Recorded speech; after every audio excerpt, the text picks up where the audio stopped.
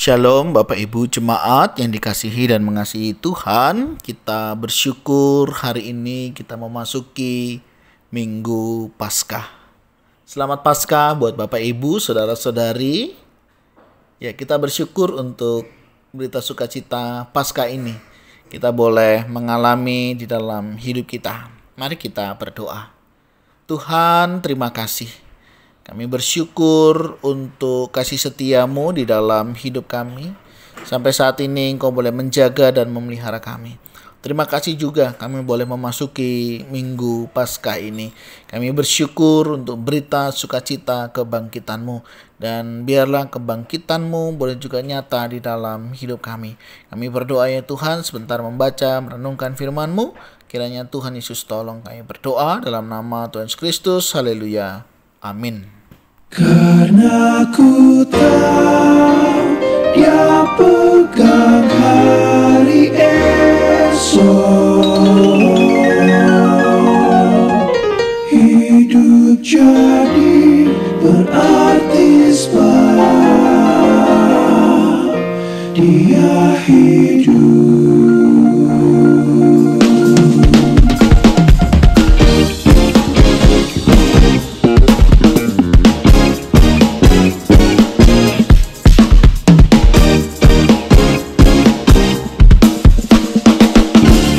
Anak Allah, Yesus namanya, menyembuhkan, menyucikan, bahkan mati, tebus dosaku, kubur kosong, membuktikan Dia hidup. Sebab Dia hidup, ada hari esok. Sebab Dia hidup, ku tak getar. Karena ku tahu Dia pegang hari esok. Hidup jadi berarti sebab Dia hidup. Ayat firman Tuhan yang menjadi bacaan kita terambil dari Matius 28 ayat yang pertama hingga ayatnya yang ke-10. Saya akan membacakan di ayat yang ke-6. Ia tidak ada di sini, sebab Ia telah bangkit, sama seperti yang telah dikatakannya. Mari, lihatlah tempat Ia berbaring. Demikianlah firman Tuhan, mari kita merenungkannya. Bapak Ibu saudara-saudari yang dikasihi dan mengasihi Tuhan, berita kebangkitan Tuhan Yesus nyata sebagaimana ayat yang barusan kita baca, di mana dikatakan Ia tidak ada di sini. Maksudnya Ia tidak ada lagi dikubur, di mana beberapa perempuan yang kemarin menyaksikan ya bagaimana Yesus dibaringkan di sana. Nah, saudara, dari sini kita bisa melihat, menemukan bahwa Yesus memang benar bangkit ya, sebab Ia telah bangkit. Berita sukacita yang luar biasa, di mana Tuhan kita yang mati itu bangkit. Dan ini seperti yang telah dikatakannya. Apa yang dikatakan Tuhan semuanya digenapi.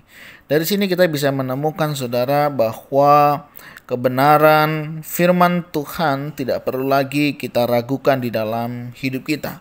Sebab apa yang difirmankannya semuanya digenapi.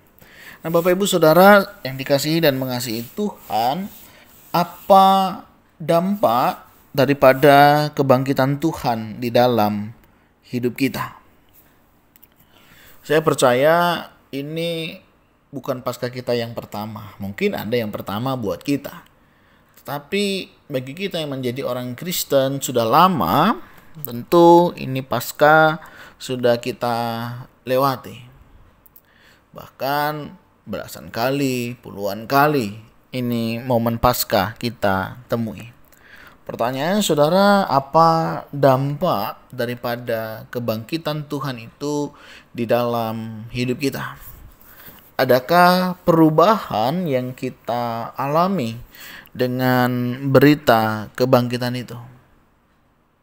Atau Paskah berlalu begitu saja?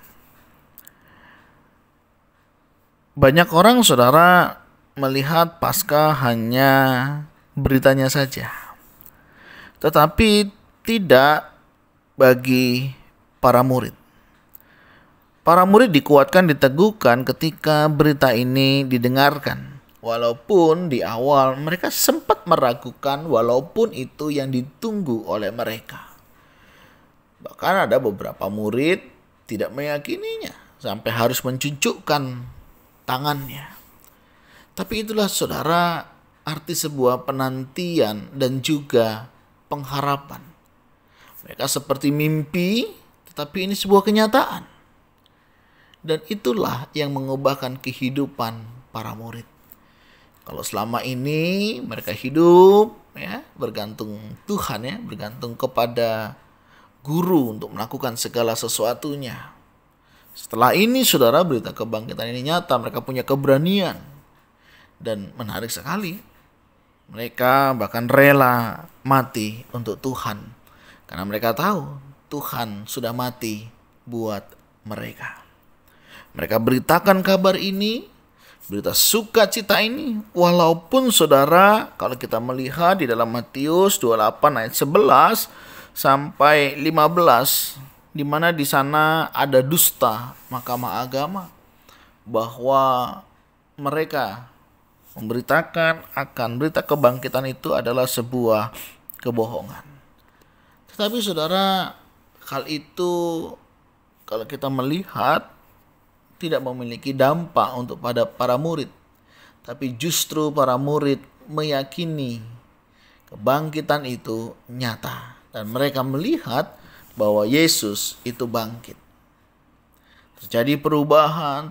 Yang tadinya mereka takut, mereka menjadi berani menyatakan dirinya, memberitakan kabar sukacita ini. Nah, bagaimana dengan kita saudara? Apakah kita juga memiliki keberanian untuk kita memberitakan berita ini kepada orang-orang yang ada di sekitar kita?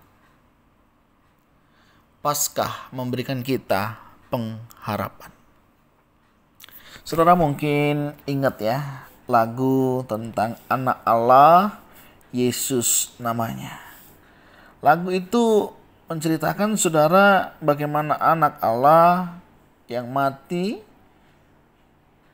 kemudian bangkit dan hidup itu memberikan perubahan di dalam kehidupan umatnya. Sebab dia hidup, ada hari esok. Sebab dia hidup, ku tak gentar. Karena apa saudara? Karena ku tahu dia pegang hari esok. Hidup jadi berarti sebab dia hidup. Nah saudara, sudahkah hidup kita hari ini menjadi lebih berarti? Semoga Paskah membuat hidup kita lebih berarti, memiliki pengharapan yang penuh, dan percaya Tuhan yang memegang kehidupan kita.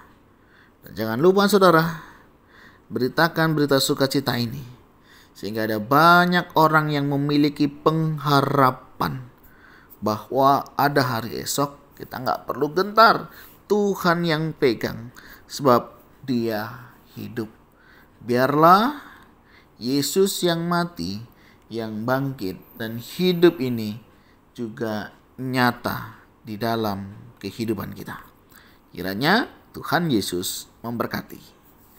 Tuhan, terima kasih untuk berita Paskah yang boleh kami terima. Engkau sudah mati, Engkau bangkit dan hidup. Engkau memberikan pengharapan kepada setiap kami.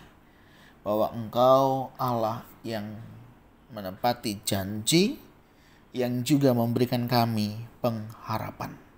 Berkati setiap kami ya Tuhan di tengah letih lesu kami, keputusasaan kami, biar kami boleh tetap mengandalkan Engkau. Dan kami mau serahkan hidup kami kepadamu. Berkati seluruh pengharapan kami, keraguan-raguan kami. Kiranya Tuhan meneguhkan iman kami. Berkati kami ya Tuhan, kami berdoa di dalam nama Tuhan Yesus Kristus. Haleluya. Amin. Bapak Ibu, demikianlah renungan kita hari ini. Selamat Paskah. Dan percayalah ada pengharapan di dalam Dia. Shalom.